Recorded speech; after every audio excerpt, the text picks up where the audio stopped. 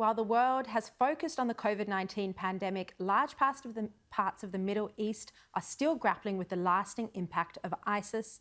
My next guest has covered the conflict in the Middle East extensively, her work appearing across Fox News and the Wall Street Journal. She's been embedded with US and foreign troops and has just released a book on living on inside the ISIS battlefield, Memos from Inside the ISIS Battlefield. And it documents the rise of ISIS as well as the lasting impact it's had on the region. Joining me now, journalist and author Hollie McKay. Hollie, thanks for your time. Look, we're having this debate in Australia at the moment about how women don't feel safe walking at home at night. It's in the UK as well. For you to have the courage to go to the ISIS battlefield and risk your life to report on this, how did you do it?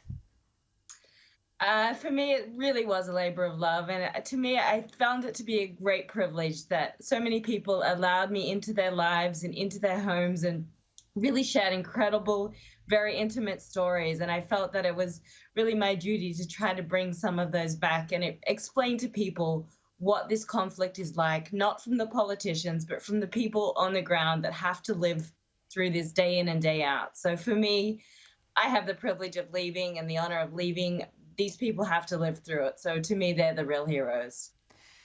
Were you literally in the midst of the ISIS battlefield, you know, when it was at its peak, when it was, you know, I mean, how did you even keep yourself safe?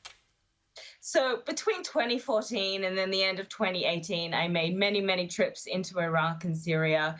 Each was a very different mission. Each time I spent with different, sometimes it was the US troops. I actually spent a bit of time with the Aussies in Baghdad as well, and then the Peshmerga, the Syrian forces, and then just people on the ground. So I really just went under the radar, Sharri. I didn't go in with big security. I didn't go in with cameras. It was basically me and my iPhone, and I tried to be as under the radar as I could and blend in, because that was the way that I wanted to tell these stories, was really from the ground. And I just had amazing people around me that protected me and took care of me. And I listened to their guidance. And I'm so blessed to have been part of that experience. And bringing back that rough draft of history, I think, is really important in journalism still today. One of the remaining issues that we're still trying to work out an answer to in Australia are those terrorist wives and children who've been left behind from, you know, the dead ISIS leaders and fighters. They've been left behind. They're now in limbo. Australia has refused to take them back. What do you think should happen to these women and children? And, you know, from your conversations with them, do they hold the same extremist ideologies as their husbands did? I found it to be very variable. I did talk to many different wives. Some of them I found to still have those very extremist views. And then a lot of them just wanted to go home. They didn't care what repercussions that they would face when they went home. They were prepared to go to jail. The life in these sort of big camps where they're being held wasn't a life that they wanted to leave.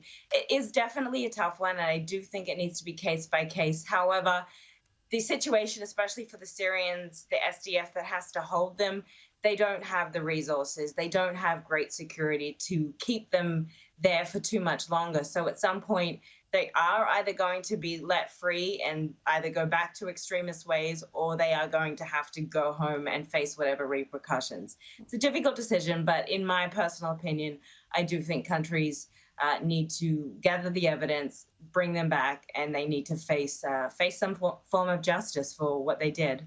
Yeah, very difficult conundrum. Hollie McKay, thank you very much for your time. Thank you for having me.